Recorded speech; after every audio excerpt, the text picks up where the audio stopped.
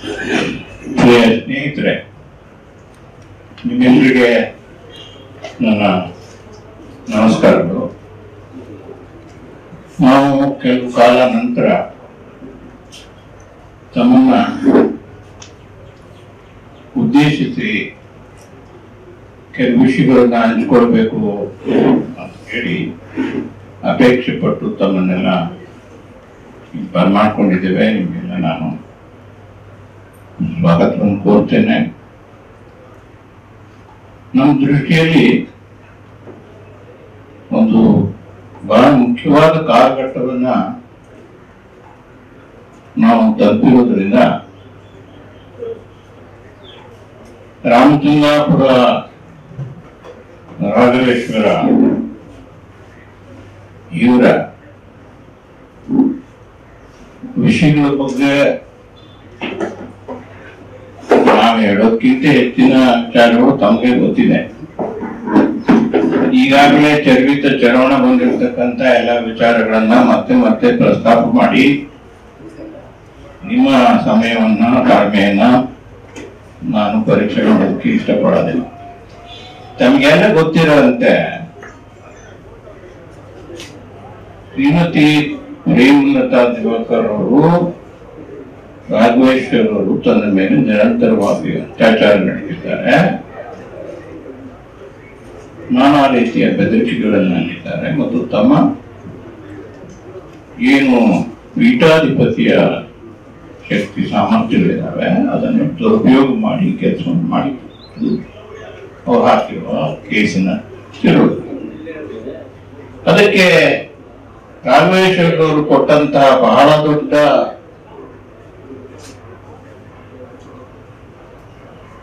Thesis ಅಂದ್ರೆ ಯಾವ್ದಾದ್ರೂ ಒಂದು ವ್ಯಕ್ತಿ ಕಂಪ್ಲೇಂಟ್ ಮಾಡಿದ್ರೆ ಅದ್ರ ಹಿಂದೆ ಏನ್ ಉದ್ದೇಶ ಇದೆ ಅಂತಕ್ಕಂಥದ್ದು ಕೂಡ ಮುಖ್ಯ ಆಗತ್ತೆ ಕ್ರಿಮಿನಲ್ ಲಾ ಪ್ರಕಾರ. ಸರಿ, ಅದಕ್ಕೆ ಅವರು ಸಂಶೋಧನೆ ಮಾಡಿದ್ದೇನು ಅಂತಂದ್ರೆ ತಮ್ಮನ್ನ ಬ್ಲ್ಯಾಕ್ ಮೇಲ್ ಮಾಡೋದಕ್ಕೆ ಪ್ರಯತ್ನ ಪಟ್ರು. 3 ಕೋಟಿ ರೂಪಾಯಿ ಕೊಡದೆ ಹೋದ್ರೆ ನಿನ್ ಮೇಲೆ ನಾವು ಈ ತರ ಕೇಸ್ ಹಾಕ್ತೇವೆ ಅಂತ ಹೇಳಿ ಬೆದರಿಕೆ ಹಾಕಿದ್ರು. ಅದಕ್ಕೆ ನಾವು ಸೊಪ್ಪು ಹಾಕ್ಲಿಲ್ಲ ಅನ್ನೋ ಕಾರಣಕ್ಕೋಸ್ಕರವಾಗಿ ಈ ಕೇಸನ್ನ ಹಾಕಿದ್ರು. ಸೆಷನ್ಸ್ ಕೋರ್ಟ್ ನಲ್ಲಿ ಕೂಡ ಇದನ್ನೇ ದೊಡ್ಡದಾಗಿ ಅವ್ರು ಪ್ರತಿಪಾದನೆ ಮಾಡ್ತಾರೆ. ಸೆಷನ್ಸ್ ಕೋರ್ಟಿನ ತೀರ್ಮಾನ ತಮ್ಗೆಲ್ಲ ಗೊತ್ತಿದೆ. ಅದೇನು ಅವ್ರ ಪರವಾಗಿ ಆಗಿರೋ ತೀರ್ಮಾನ ಅಲ್ಲ, ಆದ್ರೆ ಅದನ್ನ ಅವ್ರು ಪಾಪ ಒಪ್ಪಿಕೊಂಡಿದ್ದಾರೆ, ಅದನ್ನ ಬಹಳ ವಿಜೃಂಭಿಸ್ಕೊಂಡಿದ್ದಾರೆ. ಅದರೊಳಗೆ ತಾತ್ಪರ್ಯ ಏನ್ ಹೇಳಿದ್ದಾರೆ ಅಂದ್ರೆ ಇದು ನಿರ್ದಿಷ್ಟವಾದ ಯಾವುದೇ ಒಂದು ಸೆಕ್ಷನ್ ಕೆಳಗಡೆ ಬರೋದಿಲ್ಲ, ಆದ್ರೆ ಇವರಿಗೆ ಅನೈತಿಕವಾದ ಸಂಬಂಧಗಳು ಹೆಣ್ಣಿನ ಜೊತೆಯಲ್ಲಿ ಇತ್ತು ಅಂತಕ್ಕಂಥ ಮಾತು ಸ್ಪಷ್ಟವಾಗಿ ಹೇಳಿದ್ದಾರೆ. ನಿಜವಾದಂತಂದ್ರೆ ರಾಘವೇಶ್ವರ್ ಅವರಿಗೆ ಏನಾದ್ರೂ ತನ್ನ ಸ್ವಂತಿಕೆಯ ಅಭಿಮಾನ ಇದ್ದಿದ್ರೆ ಅದನ್ನ ಅವರೇ ಚಾಲೆಂಜ್ ಮಾಡ್ಬೇಕಾಗಿತ್ತು. ಕೊನೆ ಪಕ್ಷ ಇದಿಷ್ಟನ್ನ ನೀವು ತೆಗೆದುಹಾಕ್ಬೇಕು ಅಂತ ಕೋರ್ಟಿನ ಮುಂದೆ ಹೋಗ್ಬೇಕಾಗಿತ್ತು. ಅದೇನು ಹೋಗ್ಲಿಲ್ಲ. ಆರಾಮಾಗಿ ಅದನ್ನ ಒಪ್ಕೊಂಡು ತನ್ನ ಸರ್ಟಿಫಿಕೇಟ್ ಅಂತ ತಿಳ್ಕೊಂಡು ಅದಕ್ಕೆ ಹರಳಾಕ್ಸಿಟ್ಕೊಂಡ್ರೆ ಅದಕ್ಕಿಂತ ಹೇಯವಾದ ವಿಷಯ ಇನ್ನೊಂದು ನಿರೀಕ್ಷೆ ಮಾಡೋದಕ್ಕೆ ನಾವು ಸಾಧ್ಯ ಇಲ್ಲ. ಈಗೇನಾಯ್ತು, ಆವಾಗ ತಮಗೆಲ್ಲ ನೆನಪಿರ್ಬೋದು, ಟಿವಿ ಮೇಲೆ ಕೂಡ ಅವರು 3-4 ಸರ್ತಿ ತಾವೇ ಸಂದರ್ಶನ ಕೊಟ್ಟು ಮೊದಲು ಹಾಕಿದ್ದು ನಮ್ದು ಬ್ಲ್ಯಾಕ್ ಮೇಲ್ ಕೇಸು, ನಾನ್ ಮೊದಲು ಹಾಕಿದ ಕೇಸ್ ಮೊದಲು ತೀರ್ಮಾನ ಆಗ್ಬೇಕು, ಅತ್ಯಾಚಾರದ ಕೇಸ್ ಎರಡನೇದು, ಆದ್ರಿಂದ ಅತ್ಯಾಚಾರ ಕೇಸ್ ಕಡೆಗೆ ತಗೋಬೇಕು, ಮೊದಲೇ ತನ್ನ ಬ್ಲ್ಯಾಕ್ ಮೇಲ್ ಕೇಸ್ ತಗೋಬೇಕು. ನಾವೇನಲ್ಲ ಹೇಳಲಿಲ್ಲ ಅವಾಗ. ಆದ್ರೆ ಯಾವಾಗ ಬ್ಲ್ಯಾಕ್ ಮೇಲ್ ಕೇಸಿನ ವಿಚಾರಣೆ ಶುರುವಾಯ್ತೋ ಅವಾಗ ಬಹುಶಃ ಅವರಿಗೆ ಹೀಗೆ ಹೇಳಿದ್ರೆ ಕಷ್ಟ ಆಗತ್ತೆ ಅಂತ ಬಂದಿರಬೇಕು. ಸುಮ್ಮನಿದ್ರು ಅಷ್ಟೇ ಅಲ್ಲ, ಬ್ಲ್ಯಾಕ್ ಮೇಲ್ ಕೇಸಿನ ವಿಷಯದಲ್ಲಿ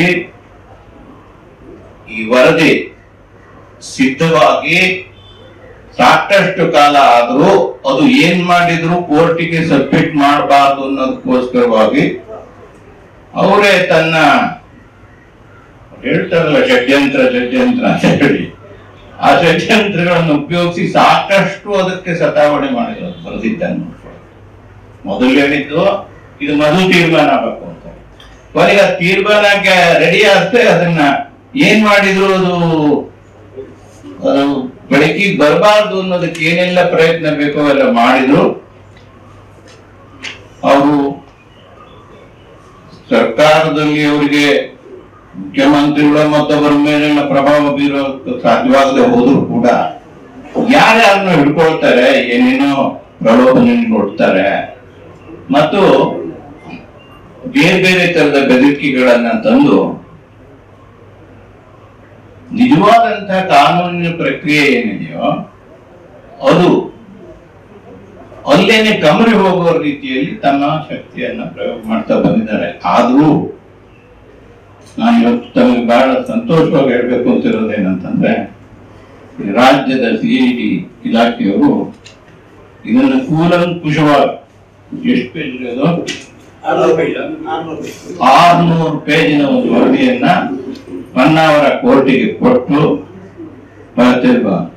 ಅದಿವತ್ತು ಸಿಂಧುವಾಗಿ ಅದರ ವಿರುದ್ಧ ಏನಿದ್ರೆ ಯಾವುದೇ ಅಪೀಲ್ ಪ್ರಶ್ನೆ ಇಲ್ಲ, ಮತ್ತೊಂದಿಲ್ಲ.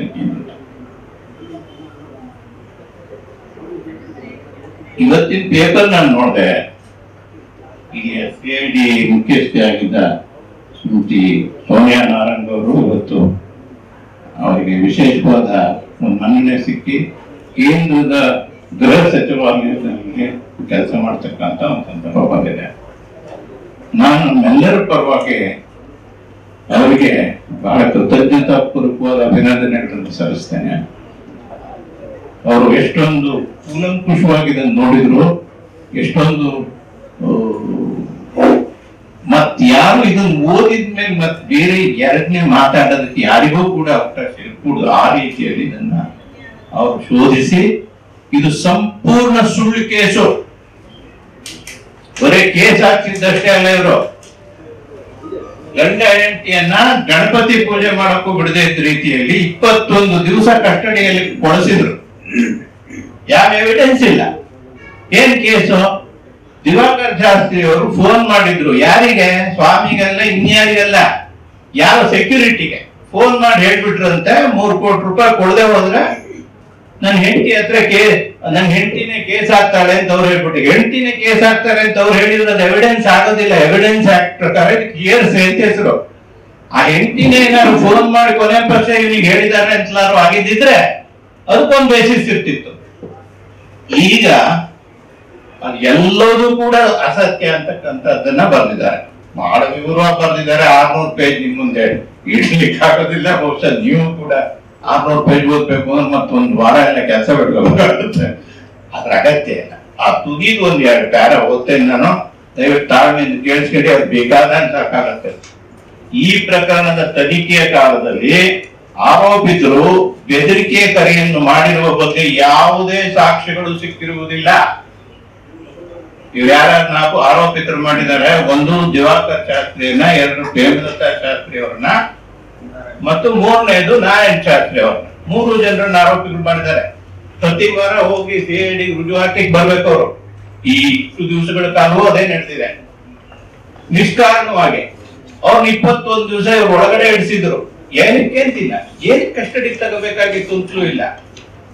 ಕೇಸ್ ಹಾಕಾಗಿದೆ, ಕೇಸ್ ವಿಚಾರಣೆ ಮಾಡ್ಬೋದಾಗಿತ್ತು. ಕಸ್ಟಡಿಯಲ್ಲಿ ಇಟ್ಕೊಳ್ಬೇಕಾದಂತ ಯಾವ ಸಂದರ್ಭಗಳು ಇಲ್ಲದೆ ಇದ್ರು ಕೂಡ ಸ್ಪಷ್ಟವಾಗಿ ಬರೀ ಕಾನೂನಿನ ಉಲ್ಲಂಘನೆ ಅಷ್ಟೇ ಅಲ್ಲ, ಅದು ನಿಜವಾಗಂತಂದ್ರೆ ಮಾನವ ಹಕ್ಕುಗಳ ಒಂದು ದೊಡ್ಡ ಉಲ್ಲಂಘನೆಯ ಕೆಟ್ಟ ಪ್ರಕರಣ ಇದು. ಅದನ್ನು ಕೂಡ ಮಾಡಿದ್ರು. ಏನ್ ಹೇಳ್ತಾರೆ? ಈ ಪ್ರಕರಣದ ತನಿಖೆ ಕಾಲದಲ್ಲಿ ಆರೋಪಿತರು ಬೆದರಿಕೆ ಕರೆಯನ್ನು ಮಾಡಿರುವ ಬಗ್ಗೆ ಯಾವುದೇ ಸಾಕ್ಷಿಗಳು ಸಿಕ್ಕಿರುವುದಿಲ್ಲ.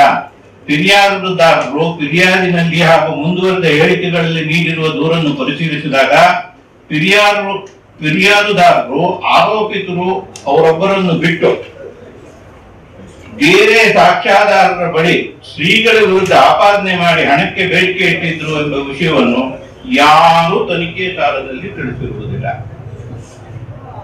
ಈ ಮೊದಲೇ ಅಂದ್ರೆ ಜೂನ್ ತಿಂಗಳಲ್ಲೇ ಆರೋಪಿತರಾದ ದಿವಾಕರ್ ಶಾಸ್ತ್ರಿ, ಪ್ರೇಮದತ್ತ ಶಾಸ್ತ್ರಿ ಅವರು ಮಠದ ಪದಾಧಿಕಾರಿಗಳ ಬಳಿಯಲ್ಲಿ ಶ್ರೀಗಳ ವಿರುದ್ಧ ಆರೋಪ ಮಾಡಿರುವುದು ಕಂಡು ಬಂದಿದ್ದು, ಅವರುಗಳ ಬಳಿ ಆರೋಪಿತರು ಹಣ ಕೊಡಿಸುವಂತೆ ಬೇಡಿಕೆ ಇಟ್ಟಿರುವುದಿಲ್ಲ. ಈ ರೀತಿ ಮಾಡ್ತಾ ಇದ್ದಾರೆ. ಏನ್ ಮಾಡ್ಬೇಕು ಅಂತ ಹೇಳಿ ಹಿರಿಯರಾದವರು ಇವರೆಲ್ಲ ಇವರೇ ಎಲ್ಲರ ಮುಂದೆನೆ ಇಟ್ಟಿದ್ದಾರೆ, ಇನ್ನೇನ್ ಬೇರೆ ಯಾರಲ್ಲ. ಆಮೇಲೆ ಅವರುಗಳು ಬಳಿ ಆರೋಪಿಗಳು ಹಣ ಕೊಡಿಸುವಂತೆ ತನಿಖೆಯ ಕಾಲದಲ್ಲಿ ಆರೋಪಿತರ ಇಮೇಲ್, ಐಪ್ಯಾಡ್ ಮತ್ತು ಐಫೋನ್ಗಳನ್ನು ಪರಿಶೀಲಿಸಿದ್ದು, ಅದರಲ್ಲಿ ಎರಡನೇ ಆರೋಪಿಯು ಜೂನ್ ತಿಂಗಳಲ್ಲಿ ಶ್ರೀಮಠದ ಪದಾಧಿಕಾರಿಗಳೊಡನೆ ಶ್ರೀಗಳ ವಿರುದ್ಧ ಮಾಡಿರುವ ಆಪಾದನೆಗಳನ್ನು ಮಾತ್ರ ಐಪ್ಯಾಡ್ ನಲ್ಲಿ ತಯಾರು ಮಾಡಿಕೊಂಡು ಇಟ್ಟುಕೊಂಡಿರುವುದು ಕಂಡುಬರುತ್ತಿದೆ. ಉಳಿದಂತೆ ಬೇರೆ ಯಾವುದೇ ವಿವರಗಳನ್ನು ತಯಾರು ಮಾಡಿಕೊಂಡಿರುವುದು ಕಂಡು ಬರುವುದಿಲ್ಲ. ಯಾಕಂದ್ರೆ ಬಾರಿ ಎಲ್ಲ ತಯಾರು ಮಾಡಿ ಇಟ್ಕೊಂಡಿರುವಂತ ಕಂಪ್ಲೇಂಟ್ ಇದೆ. ಆರೋಪಿತನಾದ ದಿವಾಕರ್ ಶಾಸ್ತ್ರಿ ದೂರವಾಣಿ ಕರೆಯನ್ನು ಮಾಡಿದ್ದಾರೆನ್ನಲು ಯಾವುದೇ ಸಾಕ್ಷಿಗಳು ಲಭ್ಯವಿರುವುದಿಲ್ಲ. ಮೊದಲನೇದ ಕೊನೆ ಪಕ್ಷ ಅವರಾರು ಕಾಲ್ ಮಾಡಿದ್ದಾರೆ ಅಂತಾದ್ರೆ ಈಗ ಒಂದು ಎಂತದೋ ಒಂದು ಬೇಸಿಸ್ ಇದೆ. ಅವ್ರು ಕಾಲ್ ಮಾಡಿದ್ದಾರೆ ಅಂತ ಅನ್ನೋದಕ್ಕೇನೆ ಯಾವುದೇ ರೀತಿಯ ಪುರಾವೆಗಳು ಕೂಡ ಸಿಕ್ಕಿಲ್ಲ. ಮೂರನೇ ಆರೋಪಿತ CMN ಶಾಸ್ತ್ರಿ, ಆರೋಪಿತರಾದ ಶ್ರೀಮತಿ ಪ್ರೇಮಲತಾ ಶಾಸ್ತ್ರಿ ಈ ಕೃತ್ಯಕ್ಕೆ ಸಹಕಾರ ನೀಡಿರುವ ಬಗ್ಗೆ ಕೂಡ ಯಾವುದೇ ಸಾಕ್ಷಿಗಳು ಕಂಡುಬರುವುದಿಲ್ಲ. ಮೂರನೇ ಆರೋಪಿತನ CMN ಶಾಸ್ತ್ರಿಯು ಈ ಅಪರಾಧದಲ್ಲಿ ಭಾಗಿಯಾಗಿದ್ದಾರೆ ಎನ್ನುವ ಬಗ್ಗೆ ಯಾವುದೇ ಪುರಾವೆಗಳಿರುವುದಿಲ್ಲ. ಫಿರ್ಯಾದುದಾರರು ದಿವಾಕರ್ ಶಾಸ್ತ್ರಿ ಮತ್ತು ಶ್ರೀಮತಿ ಪ್ರೇಮಲತಾ ಶಾಸ್ತ್ರಿ ಮತ್ತು CMN ಶಾಸ್ತ್ರಿ ಅವರು ಸೇರಿ ಬೆದರಿಕೆ ಕರೆ ಮಾಡಿ ಹಣಕ್ಕೆ ಬೇಡಿಕೆ ಇಟ್ಟಿದ್ದರೆನ್ನುವುದು ಸುಳ್ಳು ಆಪಾದನೆಯಾಗಿರುತ್ತದೆ. ಬರೇ ಏನ್ ಹೇಳ್ತಾರೆ ಅಂತಂದ್ರೆ ಬರೇ ಇದಕ್ಕೆ ಏನು ಪುರಾವೆ ಸಿಕ್ಕಿಲ್ಲ ಅಂತಲ್ಲ, ಇದು ನಿರ್ದಿಷ್ಟವಾಗಿ ಸುಳ್ಳು ಆಪಾದನೆ ಅಂತ ಹೇಳಿ ಹೇಳ್ತಾರೆ ಈ ರಿಪೋರ್ಟ್ ನಲ್ಲಿ. ಆದ್ದರಿಂದ ಈ ಪ್ರಕರಣವು ಸುಳ್ಳು ಫಿರ್ಯಾದಿ ಎಂದು ಪರಿಗಣಿಸಿ ಮಾನ್ಯ ನ್ಯಾಯಾಲಯಕ್ಕೆ ಅಂತಿಮ ವರದಿಯನ್ನು ಸಲ್ಲಿಸಿದ್ದು, ಧನ ನ್ಯಾಯಾಲಯವು ಈ ಅಂತಿಮ ವರದಿಯನ್ನು ಅಂಗೀಕರಿಸಬೇಕಾಗಿ ಕೋರುತ್ತೇವೆ. ಇದು ಸಾರಾಂಶ. ಇಷ್ಟಕ್ಕೂ ಕೂಡ ಒಂದೊಂದು ಅಕ್ಷರಕ್ಕೂ ಒಂದು 20 ತನಿಖಾಂಶಗಳಿದ್ದಾವೆ. ಒಂದು ಅಕ್ಷರ ಕೂಡ ಇದರಲ್ಲಿ ಬೇಸ್ಲೆಸ್ ಆಗಿ ಅವ್ರು ಸ್ವಂತ ಕೈಗಟ್ಟಿನಿಂದ ಹಾಕಿರ್ತಕ್ಕಂಥದ್ದಲ್ಲ. ಇದನ್ನೆಲ್ಲ ಡೀಟೇಲ್ಸ್ ನೋಡಿದ್ರೆ ನಮ್ಗೆ ಅರ್ಥ ಆಗುತ್ತೆ.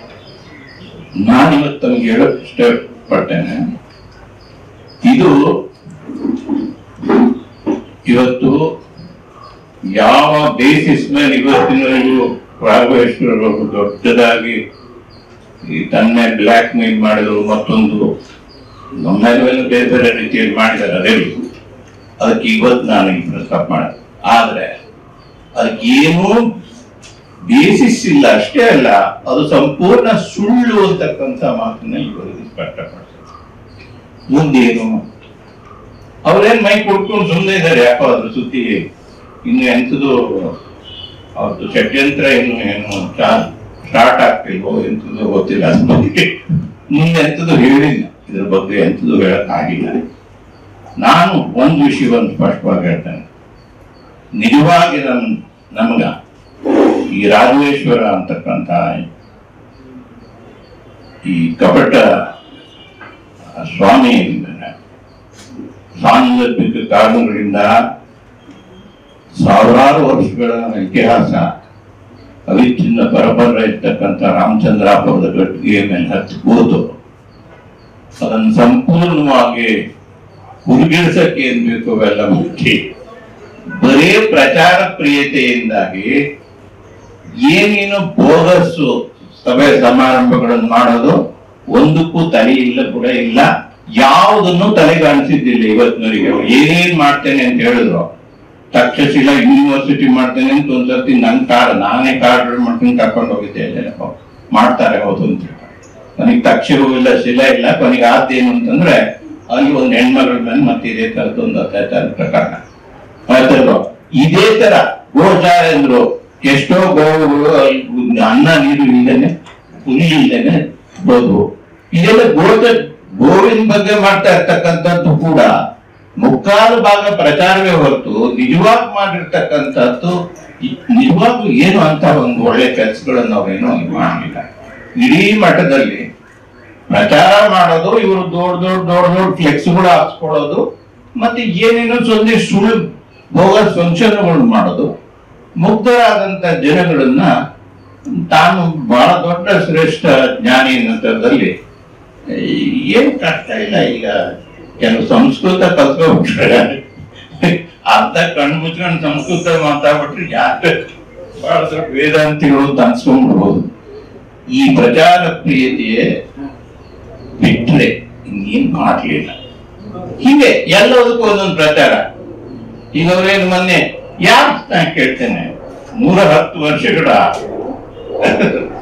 ಸಿದ್ಧಗಂಗಾ ಸ್ವಾಮಿ ಅವರ ಹತ್ರ ಹೋದ್ರೆ ನಮ್ ದೂರದಲ್ಲಿ ನಾವು ಎಷ್ಟು ಅಡ್ಡು ಬಿದ್ದು ನಮಸ್ಕಾರ ಮಾಡಿದ್ರು ಸಾಕಾಗೋದಿಲ್ಲ. ಆ ತರದ ಒಂದು ಸಾನ್ನಿಧ್ಯ ಅದು. ಅವ್ರಿಗೆ ಯಾವ್ದಾದ್ರು ಪ್ರಶಸ್ತಿ ಕೊಡಕ್ಕೆ ಯಾರಿಗಾರು ಯೋಗ್ಯತೆ ಇದೆ ಅಂದ್ರೆ, ನಿಜವಾಗಿ ಹೇಳಿದ್ರೆ ಭಾರತ ರತ್ನ ಪ್ರಶಸ್ತಿ ಕೂಡ ಅದಕ್ಕಿಂತಲೂ ಮೇಲ್ಮಟ್ಟದಲ್ಲಿ ಅವರಿದ್ದಾರೆ. ನಡೆದಾಡುವ ಶಿವ ಅಂತಕ್ಕಂಥ ಪ್ರಶಸ್ತಿಗೆ ಜನರಿಂದಲೇ ಭಾಜನರಾಗಿದ್ದಾರೆ. ಅವರಿಗೆ ಸಾರ್ವಭೌಮ ಪ್ರಶಸ್ತಿ ಕೊಡ್ತೇನೆ. ಮೊನ್ನೆ ಸ್ವಾಮಿಗಳ ಹತ್ರ ಯಾರು ಹೋಗಿದ್ರು, ನಮ್ಮವರೇ ಕೆಲವರು ಹೋದಾಗ ಅವ್ರು ಯಾರು ಅವ್ರಿಗೆ ಗೊತ್ತಿರ್ಲಿಲ್ಲ. ಈ ತರ ಏನ್ ಪ್ರಶಸ್ತಿ ಕೊಡೋದು, ಕಣ್ಕಂಡು ಕರೆಯೋದು, ಪ್ರಶಸ್ತಿ ಕೊಡೋದು, ಒಂದು ಸಮಾರಂಭ ಮಾಡೋದು, ಇದಕ್ಕೆಲ್ಲ ಸ್ವಾಮಿಗಳು ಇರ್ತಕ್ಕಂಥದ್ದು. ಅವ್ರು ಮಾಡ್ಬೋದಾದ ಒಳ್ಳೆ ಕೆಲಸಗಳೆಲ್ಲ ಇದ್ವು. ಮಾಡಕ್ ಬೇಕಾಗ ಹಣವೂ ಸಾಕಷ್ಟು ಅವ್ರಿಗೆ ಸಂಗ್ರಹ ಆಗಿತ್ತು. ಅದೆಲ್ಲ ಇದಕ್ಕೆ ಖರ್ಚು ಮಾಡ್ತಾ ಇದ್ದಾರೆ. ನಾನ್ ಕೇಳ್ತೀನಿ, ಅವತ್ತಿನ ತಾರೀಕಿನಲ್ಲಿ ಅವ್ರು ನಿಜವಾಗೂ ಬ್ಲಾಕ್ ಮೇಲ್ ಮಾಡಕ್ ಹೊರಟಿದ್ದಾರೆ ಇವ್ರನ್ನ ಅಂತಾದ್ರೆ ನಮ್ಗೆಲ್ಲ ತಿಳಿಸ್ಬೋದಾಗಿತ್ತು. ನಾವೆಲ್ಲ 28 ಜನರ ಒಂದು ದಿಗ್ದರ್ಶಕ ಮಂಡಳಿಯಿಂದ ಅವರೇ ರಚನೆ ಮಾಡಿದ ಮಂಡಳಿಯಲ್ಲಿ ನಾವಿದ್ದವರು. ನಾನು ಅದ್ರಲ್ಲಿ 3ನೇ ಸದಸ್ಯ.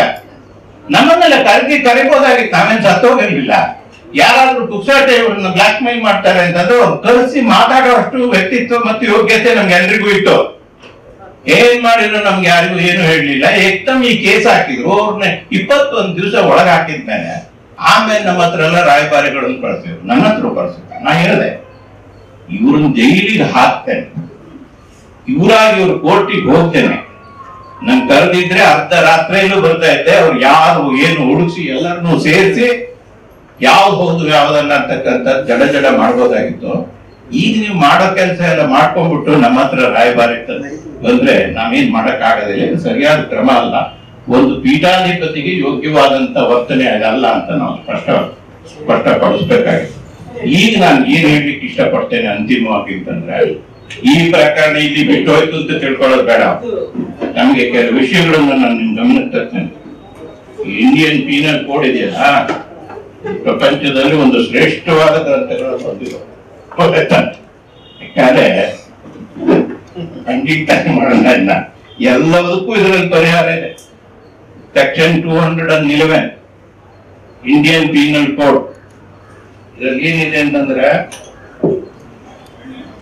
whoever with intent to cause injury to any person institutes or causes to be instituted any criminal proceedings against that person or falsely charges any person with having committed an offence, knowing that there is no just or lawful ground for such proceeding or charge against that person, shall be punished with imprisonment of either description for a term which may extend to 2 years or with fine or with both.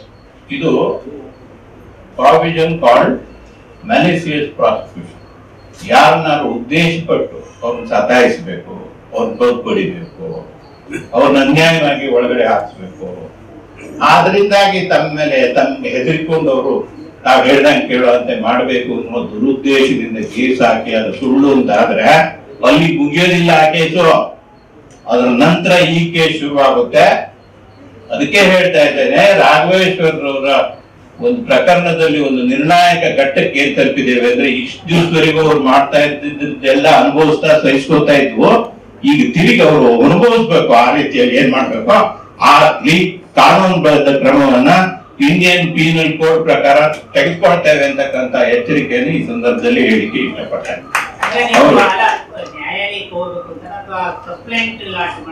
ಇಲ್ಲ, ನಾವು ನ್ಯಾಯಾಲಯಕ್ಕೆ ಹೋಗ್ತೇವೆ. ನ್ಯಾಯಾಲಯ ಇದ್ರೊಳಗೆ ಎಲ್ಲಿಗೆ ಹೋಗಿ ಇದ್ರಲ್ಲಿ ಯಾರ್ಯಾರು ಇನ್ವಾಲ್ವ್ ಆಗಿದ್ದಾರೆ ಅಂತ ಅನ್ನೋದ್ರ ಮೇಲೆ ಯಾವ ನ್ಯಾಯಾಲಯ ಅಂತ ಅನ್ನೋದು ಅನಿಸ್ತದೆ ಆಗತ್ತೆ.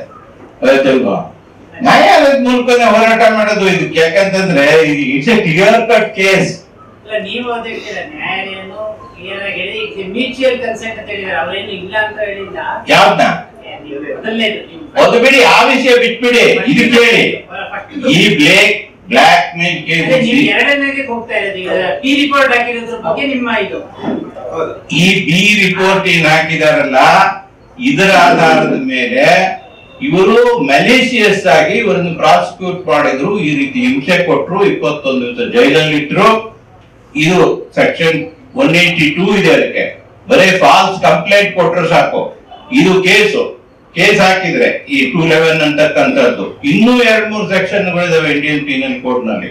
ಇದರ ಪ್ರಕಾರ ಈ ರಾಘವೇಶ್ವರ ಮತ್ತು ಇನ್ನು ಅನೇಕ ಜನ ಇದಕ್ಕೆ ಸಂಬಂಧಪಟ್ಟಿರ್ತಕ್ಕಂಥವ್ರು ಇದರಲ್ಲಿ ಭಾಗಸ್ಥರಾಗ್ತಾರೆ. ಯಾರ್ಯಾರು ಏನೇನ್ ಕೇಳಬೇಕು ಅಂತಕ್ಕಂಥದ್ದನ್ನ ಕಾನೂನುಬದ್ಧವಾಗಿ ತಯಾರು ಮಾಡಿ ಆ ಕಾನೂನಿನ ಹೋರಾಟವನ್ನ ನಾವು ಪ್ರಾರಂಭ ಮಾಡ್ತೇವೆ ಅಂತಕ್ಕಂಥ ಮಾತನ್ನು ಈ ಸಂದರ್ಭದಲ್ಲಿ ತಮ್ಮಲ್ಲಿ ಅರಿಕೆ ಮಾಡ್ಕೊಳ್ಳಿಕ್ಕೆ ಇಷ್ಟಪಡ್ತೇನೆ. ಶ್ರೀನಿವಾಸ್ ಅವರೇ, ಅಂದ್ರೆ ನೀವು PCR ಹಾಕ್ತಿದ್ದೀರಾ ಯಾವುದು ಈ ಬಗ್ಗೆ? ಎರಡನೇ ಇದನ್ನ ಡಿ ರಿಪೋರ್ಟ್ ಹಾಕಿರೋದ್ರ ಬಗ್ಗೆ ನೀವು PCR ಹಾಕಿ ನೀವು ಇದು ಮಾಡ್ಬೇಕಾಗ್ತದೆ. ಏನ್ ಮಾಡ್ಬೇಕು? PCR ಹಾಕಿದ್ರೆ ತಾನೇ ನಾವು ಮುಂದುವರಿಯೋದಕ್ಕೆ ಕಂಪ್ಲೇಂಟ್ ಕೊಟ್ಟಿದ್ದು ಡಿ ರಿಪೋರ್ಟ್ ಹಾಕ್ತಿದ್ದೀರಾ. ಇದ್ರ ಪ್ರಕಾರ ನಾವು ನೋಡಿ, ಇದು ಬಿಟ್ಬಿಡಿ, ಇದ್ರ ಬಗ್ಗೆ ನಾವೇನು ಮಾಡ್ಬೇಕಾದಿಲ್ಲ.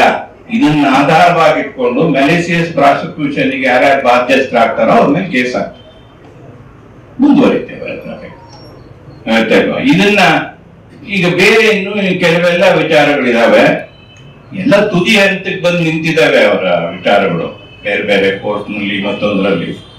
ಆದ್ರೆ ಅವರು ತಮ್ಮದೇ ಆದ ರೀತಿಯಲ್ಲಿ ಎಲ್ಲದನ್ನು ಆದಷ್ಟು ವಿಳಂಬ ಮಾಡಿಸೋದಕ್ಕೆ ಕುತ್ತಿಗೆ ಬರೆದಿದ್ದಂಗೆ ಈ ಕೆಲವರು ಏನ್ ಮಾಡಿರೋ ಕೇಸ್ ವಿಚಾರಣೆಗೆ ಬರೆದಿದ್ದಂಗೆ ಮಾಡ್ಕೊಂಡು ಆದಷ್ಟು ಕಾಲ ಕಳೆಯೋಣ ಅಂತ ಮಾಡ್ತಾರಲ್ಲ, ಆ ರೀತಿಯ ತಂತ್ರಗಳನ್ನು ಪ್ರಯೋಗ ಮಾಡ್ತಾ ಇದ್ದಾರೆ. ನಾ ಮೊದಲೇ ಹೇಳಿದಂತೆ ಅವರು ಒಂದೇ ಒಂದು ನಮಗೂರಿಗೂ ವ್ಯತ್ಯಾಸ ಏನು ಅಂದ್ರೆ, ನಮಗದು ಯಾವ ಯಂತ್ರ ಅಂತ ಇವತ್ತಿನವರೆಗೂ ಗೊತ್ತಾಗಿಲ್ಲ. ಅವ್ರ ಇರೋ ಷಡ್ಯಂತ್ರ ಯಾವ್ದು ಗೊತ್ತಾಗೋದಿಲ್ಲ. ಅವ್ರು ನಮಗ್ ಬೈತಾರೆ, ಇವರೆಲ್ಲ ಷಡ್ಯಂತ್ರ ಮಾಡಿದ್ರು. ನಮ್ಮ ಎಂತದ್ದು ಮೂರ್ಖಾಸಿನ ಯಂತ್ರವೂ ಇಲ್ಲ, ನಾವೆಲ್ಲ ಷಡ್ಯಂತ್ರ ಮಾಡೋಣ ನಾವ್ ಯೋಚನೆ ಮಾಡ್ತಿದ್ದೇವೆ. ಅದೇನಾದ್ರು ಬಿಟ್ಟು ಅವ್ರು ಬಿಟ್ಕೊಡೋದಾದ್ರೆ ಅವ್ರಿಗೆ ನಾವೆಲ್ಲ ಸೇರ್ಬಿಟ್ಟು ಒಂದು ಷಡ್ಯಂತ್ರ ಪ್ರವೀಣ ಅಂತ ಹೇಳಿ ಒಂದು ಬಿರುದನ್ನ, ಈಗ ಅವ್ರು ಬೇರೆ ಬೇರೆ ಅವರಿಗೆಲ್ಲ ಬಿರುದು ಕೊಡ್ತಾ ಇದ್ದಾರೆ, ಆ ತರ ಅವ್ರಿಗೆ ಕೊಟ್ಬಿಟ್ಟು ಅಲ್ಲಿ ಅವ್ರನ್ನ ಸ್ತುತಿಸಿ ಈ ಷಡ್ಯಂತ್ರದ ಬಗ್ಗೆ ತಾವು ನಮ್ಗೊಂದು ಉಪದೇಶವನ್ನು ಕೊಡಿ ಅಂತ ಹೇಳಿ ಕೇಳ್ಬೇಕಾದಂತ ಒಂದು ಪರಿಸ್ಥಿತಿಗೆ ನಮ್ಮನ್ನ ನೋಡ್ತಾ ಇದ್ದಾರೆ.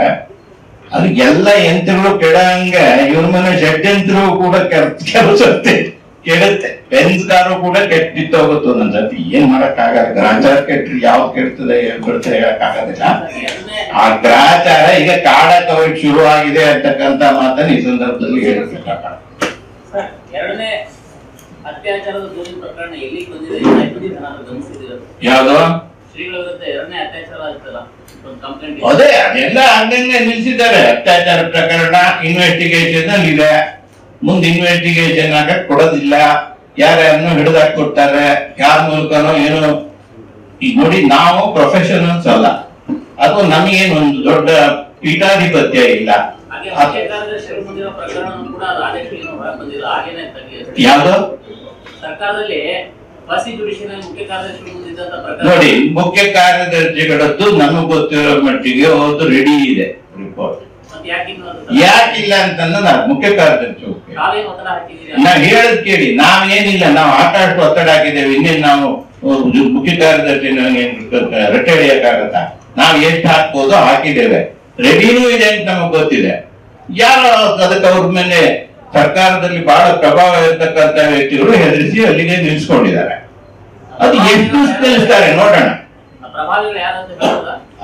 ನೋಡಿ, ಅದನ್ನ ಈ ಹೆಸರು ಹೇಳಿದ ಕೂಡಲೇ ಪ್ರೂವ್ ಮಾಡಿರ್ತಾರೆ. ಪ್ರಭಾವಿಗಳು ಅಂದ್ರೆ ಅರ್ಥವಾಗಬೇಡ್ರಿ, ಸರ್ಕಾರದಲ್ಲಿ ಯಾರಿಗೆ ಪ್ರಭಾವ ಇರುತ್ತೆ ಹೇಳಿ? ನನಗ ನಿಮ್ಗ ಇರುತ್ತೇನ್ರಿ? ಯಾರಿಗೆ ಪ್ರಭಾವ ಇದೆಯೋ ಅಂತವ್ರನ್ನ ಹಿಡಿದ್ಬಿಟ್ಟು ಅವರು ಹೆದರಿಕೆ ಹಾಕಿದ್ದಾರೆ, ನೀವು ಕೊಡ್ಬೇಡಿ, ನಾವು ಚೀಫ್ ಮಿನಿಸ್ಟ್ರಿ ನಾವ್ ಹೇಳ್ತೀವಿ ಮಾಡ್ತೀವಿ ನಿಲ್ಸಿ ಅಂತೇಳಿ. ನಿಮ್ಗೆ ಗೊತ್ತಿದೆ, ಈಗ ಸರ್ಕಾರ ಕೂಡ ದೇಶಗಳು ಎಷ್ಟೇ ಚೆನ್ನಾಗಿದ್ರು ಕೂಡ ಸರ್ಕಾರವು ತುಂಬಾ ನಾನಾ ತರದ ಒತ್ತಡಗಳಲ್ಲಿದೆ. ಒಂದಾಗ್ತಿದ್ದಾಗ ಒಂದು ಚುನಾವಣೆ, ಮತ್ತೊಂದು ಒಂದಲ್ಲ ಎರಡಲ್ಲ ಪ್ರಕರಣಗಳು. ನಾವು ಅದ್ರ ನಡುವೆ ಹೋಗಿ ಎಷ್ಟು ಅಂತ ತೋರ್ಸಕ್ಕಾಗತ್ತೆ? ನಾವ್ ಯೋಚನೆ ಮಾಡ್ಬೇಕಾಗತ್ತೆ. ಏನಾದ್ರು ಒಂದು ಪುರ್ಸತ್ನಲ್ಲಿ ಹೋಗಿ ಮಾತಾಡೋಣ ಅಂತಂದ್ರೆ ನಾವೇ ಪುರ್ಸತ್ ಮಾಡ್ಕೋಬಹುದು ಹೊರತು, ಆದ್ರೆ ಅವ್ರಿಗೆ ಪುರ್ಸತ್ ಇರೋದಿಲ್ಲ. ಬೆಳಗ್ಗೆ ಈಗಂತೂ ಅಸೆಂಬ್ಲಿ ನಡೀತಾ ಇದೆ. ಆ ಎಲ್ಲ ಕಾರಣದಿಂದಾಗಿ ಅನೇಕ ವಿಳಂಬಗಳಾಗ್ತಾ ಇದೆ. ಅದ್ರ ಒಂದ್ ಮಾತಿದೆ ಇಂಗ್ಲಿಷ್ ನಲ್ಲಿ, God sees the truth, it waits ಅಂತ ಹೇಳೋದು. when God can himself wait, we must also have patience to wait for the results to come. ಈಗ ನೋಡಿ ಇದು ತನ್ನ ಇದು ಕಡೆಗೂ ಬಂತ ಇಲ್ವ ಇದು ಸತ್ಯ, ಇದು ಭಗವಂತನಿಗೆ ಎಂದೋ ಗೊತ್ತಿದ್ದ ಸತ್ಯ. ಇವತ್ತು ಈ ರೀತಿ 600 ಪೇಜ್ ಡಾಕ್ಯುಮೆಂಟ್ ಆಗಿ ಈ ಸತ್ಯ ಹೊರಗಡೆ ಬಂದಿದೆ. ಇವತ್ತು ಇದಕ್ಕೆ ತುಂಬಾ ಫೋರ್ಸ್ ಇದೆ. ಇವತ್ತು ಇಲ್ಲಿಂದ ಸುಪ್ರೀಂ ಕೋರ್ಟ್ ವರೆಗೆ ಹೋದ್ರು ಕೂಡ ಇದನ್ನೇನು ಯಾರು ಅಲ್ಲಾಡ್ಸೋಕಾಗದೆ ಇರ್ತಕ್ಕಂಥ ಒಂದು ವರದಿ ಬಂದಿದೆ. ಇದೇ ತರ ಆಗುತ್ತೆ ಖಂಡಿತವಾಗ್ಲೂ. ಇನ್ನೂ ಒಂದು ಮಾತಿದೆ ನೋಡಿ, ಜಗತ್ತಿನಲ್ಲಿ ಎಲ್ಲರನ್ನು ಒಂದ್ಸರ್ತಿ ಮೋಸ ಮಾಡ್ಬಿಡ್ಬೋದಂತೆ, ಕೆಲವ್ರನ್ನ ಎಲ್ಲಾ ಕಾಲದಲ್ಲೂ ಮೋಸ ಮಾಡ್ಬೋದಂತೆ.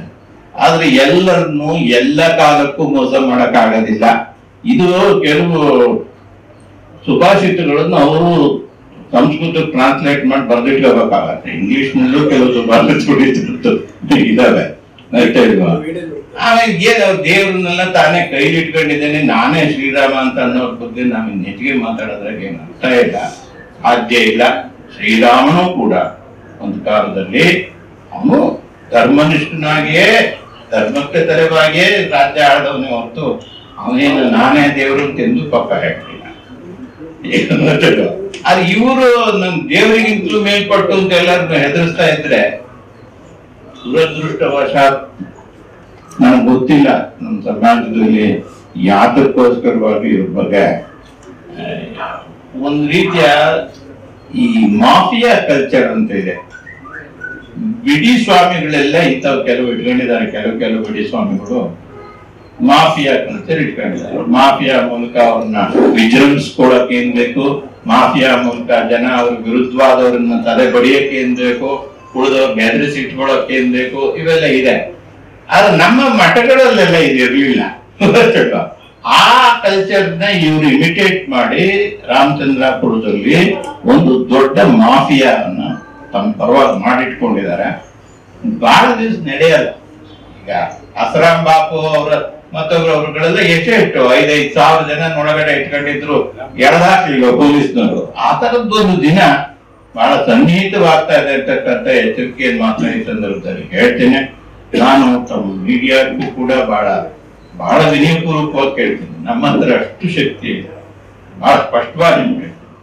ನಾವು ನಮ್ಮ ಕೈಲಿ ಲಿಮಿಟೆಡ್ ಶಕ್ತಿ ಇದೆ. ನಮಗಿರೋ ಒಂದೇ ಶಕ್ತಿ ಅಂತಂದ್ರೆ ನಾವು ಪ್ರಾಮಾಣಿಕವಾಗಿ ಒಂದು ಕಾಸಿಗೋಸ್ಕರ, ಒಂದು ಕೇಸಿಗೋಸ್ಕರ ಅಲ್ಲ, ಒಂದು ಕಾಸಿಗೋಸ್ಕರ ನಾವು ಫೈಟ್ ಮಾಡ್ಬೇಕು ಅಂತಕ್ಕಂಥದ್ದಕ್ಕಾಗಿ ವಿರೋಧಿಸ್ತಾ ಇದೆ ಹೊರತು ವೈಯಕ್ತಿಕವಾಗಿ ನಮ್ಗೆ ಇವರಿಂದ ಎಂಥದ್ದು ಆಗ್ಬೇಕಾದ್ದು ಇಲ್ಲ. ಇವ್ರಿಗೆ ಬೇಕಾದಷ್ಟು ಸಹಾಯಗಳನ್ನ ಮಾಡಿದವ್ರ ಪೈಕಿ ನಾವೆಲ್ಲರೂ ಸೇರಿದ್ದೇವೆ. ಆದ್ರೆ ಅವರಿಗೆ ನಿನ್ನೆ ನಾವು ಯಾವ ಎಲೆ ಮೇಲೆ ಊಟ ಮಾಡಿದೆ ಅಂತಕ್ಕಂಥ ಇವತ್ತು ನೆನಪಿದೆ ಹೋದ್ರೆ ನಾವ್ ಏನ್ ಮಾಡಕ್ ಆಗೋದಿಲ್ಲ. ಅದಕ್ಕೆ ಭಗವಂತನೇ ನೋಡ್ಕೊಳ್ಬೇಕು. ದಯವಿಟ್ಟು ಸಾಕಷ್ಟು ಸಮಯ ನನಗೆ ಕೇಳಿಸ್ಕೊಂಡಿದ್ದೀರಿ. ನಾನು ಅಶೋಕ್ ಅವರಿಗೆ ಈ ಮೈಕನ್ನ ಹಸ್ತಾಂತರಿಸ್ತೇನೆ. ನಾವು ಸಾಕಷ್ಟು ಕಾಲದಿಂದ ಅವರು ನಡೆಸಿದಂಥ ಅತ್ಯಾಚಾರ ಅನಾಚಾರದ ಬಗ್ಗೆ ಮತ್ತು ಆ ಪೀಠವನ್ನು ಒಂದು ಅಧೋಗತಿಗೆ ತಿರುಗಿಕೊಂಡು ಹೋಗ್ತಾ ಇದ್ದಾರೆ ಅನ್ನೋ ವಿಷಯದಲ್ಲಿ ಆ ಒಂದು ಕಾಜಿಗೋಸ್ಕರ ಯಾವುದೋ ಒಂದು ಕೇಸು ವಿರುದ್ಧ ನಮ್ಮ ಕೈಲಾದಷ್ಟು ಹೋರಾಟ ಮಾಡ್ತಾರೆ. ಅನೇಕ ಕೇಸುಗಳಾಗಿವೆ. ಮೊದಲನೇದಾಗಿ ಬಹಳ ಪ್ರಾಮುಖ್ಯವಾಗಿ ಇದು ಜನರ ಮುಂದೆ ಬಂದಿದ್ದೇನು ಅಂತಂದರೆ, ಅವರ ರಾಮಕಥೆಯಲ್ಲಿ ಹಾಡು ಹೇಳಿ ಸಾಕಷ್ಟು ಅಲ್ಲಿ ಸೇವೆ ಸಲ್ಲಿಸ್ತಾ ಇದ್ದಂಥ ಪ್ರೇಮಲತಾ ದೇವಸ್ಥಾನ ಸ್ವಾಮಿಗಳು ತಮ್ಮ ಪೀಠಾಧಿಪತ್ಯವನ್ನು ದುರುಪಯೋಗ ಮಾಡಿಕೊಂಡು ಸತತವಾಗಿ ಅತ್ಯಾಚಾರ ನಡೆಸಿದ್ದಾರೆ. ಆ ಕಂಪ್ಲೇಂಟನ್ನು ಅವ್ರು ಯಾಕೆ ಕೊಟ್ಟರು ಅಂತಂದರೆ, ನಮ್ಮನ್ನು ಬ್ಲ್ಯಾಕ್ ಮೇಲ್ ಮಾಡೋಕ್ಕೆ ಪ್ರಯತ್ನ ಪಟ್ಟರು. ಏನು ಬ್ಲ್ಯಾಕ್ ಮೇಲ್ ಅಂತಂದರೆ, ನಮ್ಮ ಸೆಕ್ಯೂರಿಟಿಗೆ ದಿವಾಕರ್ ಶಾಸ್ತ್ರಿ ಅವರು ಫೋನ್ ಮಾಡಿದ್ರು, ನೋಡಿ ನಮ್ಮ 3 ಕೋಟಿ ರೂಪಾಯಿ ಕೊಟ್ಟರೆ ಸರಿ, ಇದೇ ಇದ್ದರೆ ನಿಮಗೆ ಏನೇನೆಲ್ಲ ಅಪಪ್ರಚಾರ ಮಾಡಬೇಕು ಮಾಡಿ ಕಂಪ್ಲೇಂಟ್ ಮಾಡಿ ನಿಮ್ಮ ಹೆಸರು ಕೆಡಿಸಿ ಪೀಠಾಧಿಪತ್ಯ ಕಳ್ಕೊಳ್ಳೋದು ಮಾಡ್ತೀವಿ ಅಂತ ಹೇಳಿ ಬೆದರಿಕೆ ಹಾಕಿದ್ರು, ಬ್ಲ್ಯಾಕ್ ಮೇಲ್ ಮಾಡಿದ್ರು. ಆದ್ದರಿಂದ ಬ್ಲ್ಯಾಕ್ ಮೇಲ್ ಬಗ್ಗೆ ನಾವು ಕೇಸ್ ಹಾಕಿ, ಕೇಸ್ ಅಷ್ಟೇ ಅಲ್ಲ, ಅವರಿಗೆಲ್ಲ ಹೊನ್ನಾವರ ಸುತ್ತಮುತ್ತ ಸಾಕಷ್ಟು ಇನ್ಫ್ಲೂಯೆನ್ಸ್ ಇತ್ತು ಪೊಲೀಸು ಮತ್ತೊಂದು, ಅವ್ರನ್ನೆಲ್ಲ ಉಪಯೋಗಿಸ್ಬಿಟ್ಟು ಇನ್ನೇನು ಗಣಪತಿ ಹಬ್ಬದ ಮೊದಲು ಆ ಮೊದಲನೇ ದಿವಸ ಅವರಿಬ್ಬರನ್ನು ಅರೆಸ್ಟ್ ಮಾಡಿಸಿ. ಕಂಪ್ಲೇಂಟ್ ಏನು ಅಂದ್ರೆ ಯಾವನೋ ಸೆಕ್ಯೂರಿಟಿ ಫೋನ್ ಮಾಡಿದ್ದ, ಯಾರು ಗೊತ್ತಿಲ್ಲ, ಈ ತರ ಹೇಳ್ದ ಅಂತೇಳಿ. ಆಲ್ರೈಟ್, ಅದಕ್ಕೆ ಕೇಸ್ ಹಾಕ್ಲಿ, ಪೊಲೀಸಿಗೆ ಕಂಪ್ಲೇಂಟ್ ಕೊಡ್ಲಿ. Where was any cause of action for an arrest? ಅದರಲ್ಲೂ ಹೋಗ್ಲಿ. ದಿವಾಕರ್ ಶಾಸ್ತ್ರಿ ಅರೆಸ್ಟ್ ಮಾಡಿದ್ರು ಒಂದು ಅರ್ಥ ಏನೇ? ದಿವಾಕರ್ ಶಾಸ್ತ್ರಿ ಹಿಂಗೆ ಹೇಳಿದ್ರು ತನ್ನ ಹೆಂಡತಿ ಹತ್ರ ಮಾಡುತ್ತಾನೆ ಅಂತ. ಎವಿಡೆನ್ಸ್ ಆಕ್ಟ್ ಪ್ರಕಾರ ದಿಸ್ ಇಸ್ ನಾಟ್ ಹೇರ್ಸೆ. ನನಗೆ ಯಾರು ಮಾತಾಡಿದ್ರೆ ಎಮ್.ಎನ್. ಭಟ್ರು ನನಗೆ ಮಾತಾಡಿದ್ರು ಅಂತ ಹೇಳಿ ನಾನು ಹೇಳ್ಬೋದೇ ಹೊರತು ಎಮ್.ಎನ್. ಭಟ್ರಿಗೆ ಇವ್ರು ಯಾರೋ ಒಬ್ರು ಹಿಂಗೆ ಹೇಳಿದ್ರಂತೆ ಅಂತ ಹೇಳಿ ಹೇಳಿದ್ರೆ ಅದು ಎವಿಡೆನ್ಸ್ ಆಗೋದಿಲ್ಲ, ಮಾಡ್ಲಿಕ್ಕೆ ಬರೋದಿಲ್ಲ. ಅರೆಸ್ಟ್ ಮಾಡಿ 21 ದಿವಸ ಯಾರು ಹೇಳೋರು ಕೇಳಿದ್ರು ಅದಾದ ಸ್ಥಿತಿಯಲ್ಲಿ ಮಾಡಿ ಇಟ್ಬಿಟ್ಟು ಅವಾಗೆಲ್ಲ ಕೂಗಿದ್ರು. ಸುಮಾರು ಸತ್ತಿದ್ದೆ, ಟಿವಿನಲ್ಲೇ ಬಂದಿದ್ದಾರೆ, ಸ್ವತಃ ಸ್ವಾಮಿ ಹೊರಗಡೆ ಟಿವಿನಲ್ಲಿ ಅಪಿಯರ್ ಆಗ್ಬಿಟ್ಟು ನಾವು ಹಾಕಿರೋ ಕೇಸ್ ಮೊದಲು ಬ್ಲಾಕ್ ಮೇಲ್ ಕೇಸು, ಮೊದಲು ಅದು ತೀರ್ಮಾನ ಆಗಬೇಕು, ಆಮೇಲೆ ಅತ್ಯಾಚಾರ ಕೇಸು ಅಂತ ಹೇಳಿದ್ರು. ವ್ಯವಸ್ಥೆ ರೆಡಿ ಆದ್ಕೊಳ್ಳೆ ರಿಪೋರ್ಟು. ಅದನ್ನ ಏನಿಲ್ಲ, ಅದನ್ನ ಹಂಗೇನೆ ಮುಚ್ಚಾಕ್ಸಕ್ಕೆ ಇರ್ಬೇಕು ಅಷ್ಟು ಪ್ರಯತ್ನ ಪಟ್ಟರು, ಆದ್ರೆ ಅದು ನಡೀಲಿಲ್ಲ. ಇನ್ಫ್ಯಾಕ್ಟ್ ನಾವು ರಿಯಲಿ ಮಸ್ಟ್ ಒಂದು ರೀತಿಯ ಕೃತಜ್ಞತೆಯಿಂದ ನಾವು ಅವ್ರಿಗೆ ನಮ್ಮ ಅಭಿನಂದನೆಗಳನ್ನ ಮುಖ್ಯವಾಗಿ ಸೋನಿಯಾ ನಾರಾಯಣ್ ಅವರಿಗೆ ಸಲ್ಲಿಸಲಿಕ್ಕೆ ಇಷ್ಟಪಡ್ತೇನೆ. ಅಂತಂದ್ರೆ ಮುಂದೆ ಏನ್ ಮಾಡ್ತೇವೆ ಅಂತಂದ್ರೆ, ಇದಕ್ಕೆ ಅಂದ್ರೆ ಮೆಕ್ಯಾಲಿಯ ಒಂದು ಜುಡಿಷಿಯಲ್ ಸಿಸ್ಟಮ್ನಲ್ಲಿ ಪ್ರತಿಯೊಂದಕ್ಕೂ ಕಾನೂನಿನಲ್ಲಿ ಏನ್ ಮಾಡಬೇಕು ಅಂತಿದೆ. ಈ ತರ ಸುಳ್ಳು ಕೇಸ್ ಹಾಕಿ ಯಾರನ್ನೇ ಸತಾವಳಿ ಮಾಡಿದ್ರೆ, ಯಾರಿಗಾರು ಅನ್ಯಾಯ ಮಾಡಿದ್ರೆ ಅದಕ್ಕೆ there is a provision. Section 211 ಅಂತ ಇದೆ, ಸೆಕ್ಷನ್ 180 IPCಯಲ್ಲಿ ಇಂಥವ್ರ ಮೇಲೆ ತಿರುಗಿ ಕೇಸ್ ಹಾಕೋದು, ಈ ಥರದ ಅನ್ಯಾಯವನ್ನು ಮಾಡಿದ್ದಾರೆ. ಅದು ಮಿನಿಮಮ್ 2 ವರ್ಷ ಇಂಪ್ರಿಸನ್ಮೆಂಟ್ ಇದೆ ಮಿನಿಮಮ್. ಆ ಪ್ರಕ್ರಿಯೆಯನ್ನು ನಾವು ಪ್ರಾರಂಭ ಮಾಡಿದ್ದೀವಿ. ಈ ಅನ್ಯಾಯಕ್ಕೆ ಅದು ಒಂದೇ ಇರ್ತಕ್ಕಂಥ ಪರಿಮಾರ್ಜನೆ. ಯಾಕಂದ್ರೆ ಈಗ ಅವ್ರನ್ನ ತಗೊಂಡು ಅವ್ರ ಜೈಲಿಗೆ ಇಟ್ಟಾಗ ಹೋಯ್ತು, ಮತ್ತೊಂದಾಗೋಯ್ತು, ಎಲ್ಲ ಆಗೋಯ್ತು. ಅದರಲ್ಲಿ ಡ್ಯಾಮೇಜಸ್ ಕೇಳ್ಬೋದು, ಪ್ರತಿಯೊಂದು ಕೇಳೋದಕ್ಕೆ ಅವಕಾಶ ಇದೆ. ಏನೇನು ಕಾನೂನು ಪ್ರಾವಿಷನ್ ಇದೆ, ಎರಡನ್ನು ಮುಖ್ಯವಾಗಿ ನಿಮ್ಮ ಮುಂದೆ ಇಟ್ಟಿದ್ದೇನೆ. ಏನೇನು ಪ್ರಾವಿಷನ್ ಇದೆ ಆ ಎಲ್ಲ ಪ್ರಾವಿಷನ್ ಉಪಯೋಗಿಸಿ ಅವ್ರ ಮೇಲೆ ನಿಜವಾದ ಹೋರಾಟ ನಾವು ಇಷ್ಟು ದಿವಸ ಅವ್ರು ಮಾಡ್ತಾ ಇದ್ದಿದ್ದಕ್ಕೆ ನಾವು ಹೇಗಪ್ಪ ಅದನ್ನು ಸರಿಪಡಿಸ್ಕೊಳ್ಳೋದು ಅಂತ ಯೋಚನೆ ಮಾಡ್ತಾ ಇದ್ವಿ. ಈಗ ತಿರುಗಿ ಅವರು ಆ ಯೋಚನೆ ಮಾಡ್ಬೇಕಾದ ಪ್ರಸಂಗಕ್ಕೆ ಅವ್ರನ್ನ ಮಾಡ್ತೇವೆ ಅನ್ನೋ ಮಾತನ್ನ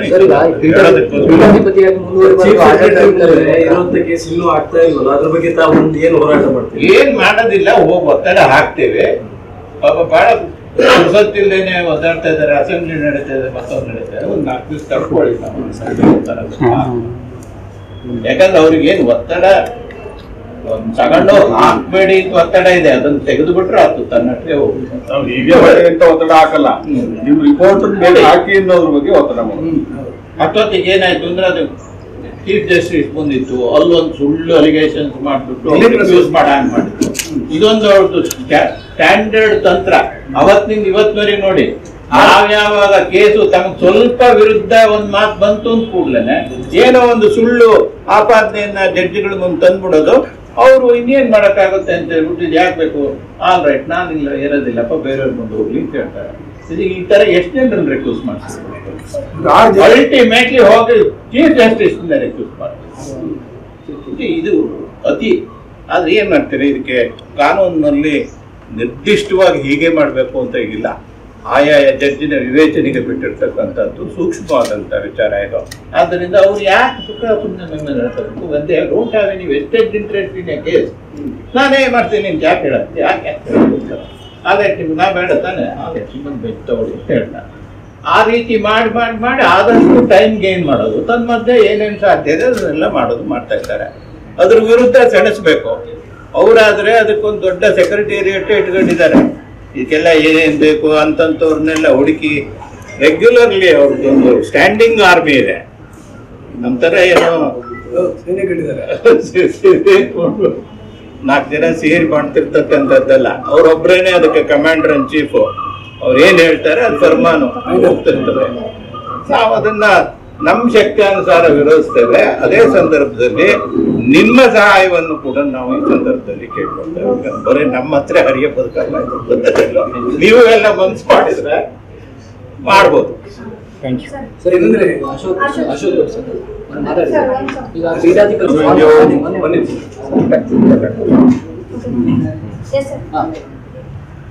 ಪೀಠಾಧಿಪತಿಗಳಾಗಿ ಮುಂದುವರಿಬಾರದು ಎನ್ನುವಂತಹದ್ದು ನಮ್ಮ ಅಭಿಪ್ರಾಯ ಒಂದೆಡೆ ಆದ್ರೆ ಸ್ವತಃ ಅಭಿಪ್ರಾಯಕ್ಕೆ ಅವರು ಬಂದು ಎಷ್ಟೋ ಕಾಲ ಆಗ್ಬೇಕಾಗಿತ್ತು.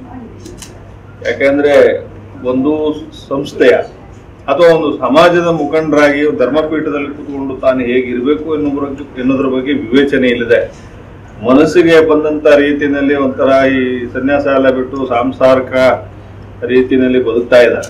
ಹೆಚ್ಚು ಕಮ್ಮಿ ಒಂದು ರೀತಿಯಲ್ಲಿ ನೋಡಿದ್ರೆ ಈ ರಾಜಕಾರಣಿಗಳ ತರನೇ ಆಗ್ಬಿಟ್ಟಿದ್ದಾರೆ ಇವತ್ತು. ರಾಜಕಾರಣಿಗಳೇನು ಸನ್ಯಾಸಿಗಳಾಗಿರ್ಬೇಕು ಅಂತಿಲ್ಲ, ಸನ್ಯಾಸಿಗಳು ಆ ರೀತಿ ತಮ್ಮ ವ್ಯವಹಾರ ಬಿಟ್ಕೊಂಡು ಬ್ಯಾಡದವ್ದ ಕೆಲಸನೆಲ್ಲ ಮಾಡ್ತಾ ಅವರು ಯಾವ ಉದ್ದೇಶಕ್ಕಾಗಿ ಪೀಠದ ಮೇಲೆ ಕುತ್ಕೊಂಡಿದ್ದಾರೋ ಆ ಉದ್ದೇಶವನ್ನೇ ಬಿಟ್ಟುಬಿಟ್ಟು 24 ಗಂಟೆನೂ ಕೋರ್ಟು ಕಚೇರಿ ಪೊಲೀಸ್ ಸ್ಟೇಷನ್ನು ಕಂಡ್ಕೊಂಡವ್ರ ಮೇಲೆ ಸುಳ್ಳು ಕೇಸ್ ಹಾಕೋದು, ವಕೀಲರು ಇತ್ಯಾದಿಗಳ ಬಗ್ಗೆನೇ ಅವ್ರು ಚಿಂತನೆ ಮಾಡ್ತಾ ಕೂತ್ರೆ ಅವ್ರಿನ್ನು ಏನು ಧರ್ಮ ಬೋಧನೆ ಯಾರಿಗೆ ಮಾಡ್ತಾರೆ ಅನ್ನುವಂಥದ್ದು ಎಲ್ಲರೂ ಯೋಚನೆ ಮಾಡ್ಬೇಕಾಗಿರ್ತಕ್ಕಂಥದ್ದು. ಅದು ಮಾಡ್ಲಿಕ್ಕೆ ಆಗೋದಿಲ್ಲ ಅಂತಂದ್ರೆ ಸುಮ್ಮನೆ ಬಿಟ್ಟು ಹೊರಗಡೆ ಹೋಗ್ತಕ್ಕಂಥದ್ದು. ಒಂದು ನಿಮಿಷ ಈ ವಿಷಯದಲ್ಲಿ ಈ ಪೀಠ ತ್ಯಾಗ ಮಾಡ್ತಕ್ಕಂಥ ವಿಷಯ ನೋಡಿ. ಈ ಶಂಕರಾಚಾರ್ಯರ ಕಾಲದಲ್ಲಿ ಸ್ಥಾಪನೆ ಆಗಿರ್ತಕ್ಕಂಥ ಪೀಠಗಳು ಪೀಠಾಧಿಪತಿಯಾದವನಿಗೆ ಏನು ಅವನ ಅರ್ಹತೆಗಳೇನು ಅಂತಕ್ಕಂಥದ್ದು ಮಠಾನ್ಯಾಯ ಅಂತ ಹೇಳ್ಬಿಟ್ಟು ಆವಾಗಲಿಂದಲೇ ಶಾಸ್ತ್ರಸಮ್ಮತವಾಗಿ ಮಾಡಿದ್ದಾರೆ. ಅದರಲ್ಲಿ ಬಹಳ ಮುಖ್ಯವಾದ್ದೇನು ಅಂತಂದ್ರೆ ಅವನು ಅಖಂಡ ಬ್ರಹ್ಮಚಾರಿ ಆಗಿರ್ಬೋದು. ಎಲ್ಲಿಯವರೆಗೆ ಅಂತಂದ್ರೆ ಒಬ್ಬ ಸ್ವಾಮಿ ಆದವನಿಗೆ ಮನೆ ಮಠ ಯಾರೇ ಹತ್ತಿರದ ಸಂಬಂಧಿಕರು ಮತ್ತೊಂದು ಪ್ರಶ್ನೆಯೇ ಇಲ್ಲ. ಅವನ ತಾಯಿ ಬಂದಾಗ ಮಾತ್ರ ಅವನು ಸಾಷ್ಟಾಂಗ ನಮಸ್ಕಾರ ಮಾಡ್ಬೇಕು, ಮುಗೀತಷ್ಟೇ. ಅದ್ ಬಿಟ್ರೆ ಮತ್ತಿನ್ಯಾವುದೇ ರೀತಿಯಲ್ಲಿ ಹೆಣ್ಣಿನ ಜೊತೆಯಲ್ಲಿ ಯಾವುದೇ ಆಪ್ತತೆಗೆ ಅವಕಾಶ ಇಲ್ಲ. ಅದೊಂದು ಕಠೋರವಾದಂತ ನಿಯಮ. ಅಂಥದ್ದನ್ನು ಮಾಡೋಕ್ ಶಕ್ತಿ ಇದ್ದವನಿಗೆ ಮಾತ್ರ ಪೀಠಾಧಿಪತ್ಯ ಕೊಡ್ಬೇಕು ಅಂತ ಮಾಡಿದ್ದಾರೆ. ಇವ್ರ ಕೇಸ್ನಲ್ಲಿ ಇವರಂತೆ ಆಗಿದೆ ಅಂತ ಹೇಳ ಕೇಸ್ನಲ್ಲಿ ಏನ್ ಹೇಳಿದ್ದಾರೆ, ಬಾಕಿಯದು ಎಂತ ಆಗಿದೆಯೋ ಬಿಟ್ಟಿದೆಯೋ, it is a fact that he has illegitimate intimacy with woman ಅಂತ ಅಂದ್ಮೇಲೆ ಇವ್ರಿಗೆ ಅಲ್ಲೇ ಹೋಯ್ತಲ್ಲ. ಇಲ್ಲೆಜಿಟಿಮೇಟ್ ಇಂಟಿಮೆಸಿ ಸಾಧ್ಯವೇ ಇಲ್ಲ, ಇಂಟಿಮೆಸಿನೇ ಸಾಧ್ಯ ಇಲ್ಲ. ಹೆಣ್ಣಿನ ಜೊತೆಯಲ್ಲಿ ಇಂಟಿಮೇಟ್ ಆಗಿರೋದಕ್ಕೆ ಅವರಿಗೆ ಅಧಿಕಾರ ಇಲ್ಲ. ಹಾಗಿರ್ಬೇಕಾದ್ರೆ ಎಂದೋ ಅರ್ನ್ಡ್ ಎ ಡಿಸ್ಕ್ವಾಲಿಫಿಕೇಶನ್. ಆದ್ರೆ ಒಂದೇ ಒಂದು ತೊಂದರೆ ಏನಾಗಿದೆ ಅಂದ್ರೆ ಇತ್ತೀಚಿನ ವರ್ಷಗಳಲ್ಲಿ ಇದ್ರ ಬಗ್ಗೆ ಬಹಳ ನಿರ್ದಿಷ್ಟವಾದಂತ ಕಾನೂನಿನ ಕಟ್ಟಳೆಗಳು ಜಾರಿಯಲ್ಲಿ ಇಲ್ಲ. ಈ ಏನೇನೋ ಮಾಡಿದ್ರು, ಕೆಲವು ಕಾನೂನುಗಳು ಅಸಿಂಧುವಾಗಿದ್ದಾವೆ, ಕೆಲವು ಹೊಸದಾಗಿ ಕಾನೂನು ಆಗ್ಬೇಕು, ಆಗಿಲ್ಲ. ಹೀಗಾಗಿ ಒಂದು ದೊಡ್ಡ ಶೂನ್ಯ ಇದೆ ಇಂಥದ್ದನ್ನು ತೀರ್ಮಾನ ಮಾಡೋದಕ್ಕೆ. ಅದ್ ಮತ್ತೆ ಹಿಂದೂ ಧರ್ಮದಲ್ಲಿ ನಿಮ್ಗೆ ಗೊತ್ತಿದೆ, ಯಾವುದೇ ಹೈರಾರ್ಕಿ ಇಲ್ಲ. ಈ ಸ್ವಾಮಿ ಮೇಲ್ಪಟ್ಟಿಂದ ಸ್ವಾಮಿ ಹಂಗೆಲ್ಲ ಏನಿಲ್ಲ. ಹಿಂದೂ ಧರ್ಮ ಅಂತಂದ್ರೆ ಒಂಥರ ವಿಶಾಲವಾದಂತ ಸಮಾನತೆ ತಡೆ ಆಗುತ್ತೆ. ಆದ್ರೆ ಹಂಗ ಮಾತ್ರಕ್ಕೆ ಅದಕ್ಕೆ ಕೈ ಸಿಕ್ಕಿದಾಗ ಕೈನವ್ರು ಸೀರುಂಡೆ ಅಂತ ಏನ್ ಅರ್ಥ ಅಲ್ಲ. ಆದ್ರೆ ಇವರು ಬಡತನದಲ್ಲಿ ಮುಂದುವರೆದಿದ್ದಾರೆ ಅಷ್ಟೇ ಹೇಳ್ಬೋದು. ಅದನ್ನ ನಾವು ಬಗ್ಲಿಲ್ಲ ಅನ್ನೋ ಕಾರಣಕ್ಕಾಗಿ ನಮ್ಮ ಮೇಲೆ ಈ ಅತ್ಯಾಚಾರದ ಕೇಸ್ ಹಾಕಿದ್ದಾರೆ ಅಂತ ಹೇಳ್ತಾ ಇದ್ರು. ಈ ಬ್ಲ್ಯಾಕ್ ಮೇಲ್ ಕೇಸಿಂದು ದೀರ್ಘವಾದ ರಿಪೋರ್ಟ್ CID, ಅದು ಯಾರು ಇವರಲ್ಲ, ಇವರೇ ಶ್ರೀಮತಿ ಸೋನಿಯಾ ನಾರಾಯಣ್ ಅವ್ರ ನೇತೃತ್ವದಲ್ಲಿ ನಡೆದಿರೋದು. ಇವತ್ತವರಿಗೆ ದೊಡ್ಡ ಮಾನ್ಯತೆ ಕೊಟ್ಟು ಕೇಂದ್ರ ಸರ್ಕಾರಕ್ಕೆ ತಗೊಂಡಿದ್ದಾರೆ. ಅವರೇ ಒಂದು ಅಂಶನೂ ಬಿಟ್ಟಿಲ್ಲ. ಅದ್ರಲ್ಲಿ 600 ಪೇಜಿನ ರಿಪೋರ್ಟ್ ಹೇಳ್ತಿಲ್ಲ. ಇವ್ರು ಹೇಳಿರೋದು ಒಂದು ಅಕ್ಷರನೂ ಸತ್ಯವಿಲ್ಲ ಅಂತಿದೆ. ಹಾಗಿರೋ ಅಂತ ಹೊತ್ತಲ್ಲಿ there are other provisions in the Indian penal code. One is an important section 211 of Indian Penal Code. It deals with malicious process. ಯಾರೇ ತನ್ನ ಶಕ್ತಿ ಇದೆ, ದುಡ್ಡು, ಹಣವೋ, ಅಧಿಕಾರವೋ ಯಾವುದೋ ಬಂದಿಲ್ಲ, ಇನ್ನೊಬ್ಬ ವ್ಯಕ್ತಿ ಅದನ್ನ ಮಾಡಿಲ್ಲ ಅಂತ ಗೊತ್ತಿದ್ದು ಸುಳ್ಳು ಆಪಾದನೆಗಳನ್ನು ಮಾಡಿ ಅವನನ್ನು ಸತಾಯಿಸಿದ್ರೆ, ಅವನ ಶಿಕ್ಷೆ ಗುರಿ ಕೊಡ್ಸಕ್ಕೆ ಪ್ರಯತ್ನ ಪಟ್ಟಿದ್ರೆ, ಅಂಥದ್ದನ್ನೆಲ್ಲವುದನ್ನು ಕೂಡ ಅದ್ರ ವಿರುದ್ಧವಾಗಿ ಕೇಸ್ ಮಾಡ್ಬೋದು. ಕೇಸ್ ಮಾಡಿ ಇವನು ಹಂಗೆ ಮಾಡಿರೋದು ನಿಜ ಅಂತ ಆದರೆ that person will be liable for A minimum imprisonment of 2 years plus fine. ಇದರಲ್ಲಿ ಸುಮಾರು ಜನ ಇನ್ವಾಲ್ವ್ ಆಗಿದೆ. ಒಂದು ರಾಘವೇಶ್ವರ, ಇನ್ನೊಂದು ಅವನ ಕೆಲವು ಬಗಲ್ ಬಚ್ಚಾಗಳು, ಅದಲ್ಲದೇನೆ ಲೋಕಲ್ ಪೊಲೀಸು. ಇನ್ನೂ ಹೋದ್ರೆ ಆವಾಗ ಯಾರೋ ಒಬ್ರು ಮ್ಯಾಜಿಸ್ಟ್ರೇಟ್ ಇದ್ರು, ಅವ್ರು ಹೇಗೆ ಇದನ್ನ ಈ ರೀತಿ ಅವ್ರನ್ನ ಕಸ್ಟಡಿಗೆ ತೆಗೆದುಕೊಳ್ಳೋದಕ್ಕೆ ಅವಕಾಶ ಕೊಟ್ಟರು ಅನ್ನೋದು ಕೂಡ ಒಂದು ಪ್ರಶ್ನೆ ಇದರಲ್ಲಿ ಉದ್ಭವಿಸ್ತದೆ. ಆದ್ದರಿಂದ we will initiate that action very fast against him. That will be one of the major steps in our ಏನು ನಾವು ಇವರ ವಿರುದ್ಧ ಏನೊಂದು ಹೋರಾಟ ಸತತವಾಗಿ ಜಾರಿಯಲ್ಲಿ ಇಟ್ಕೊಂಡು ಬಂದಿದ್ದೇವೆ, ಈಗ ಒಂದು ಮೇಜರ್ ಹಂತವನ್ನು ತಲುಪ್ತಾ ಇದೆ ಅನ್ನೋ ಮಾತನ್ನು ಹೇಳೋದಕ್ಕೋಸ್ಕರ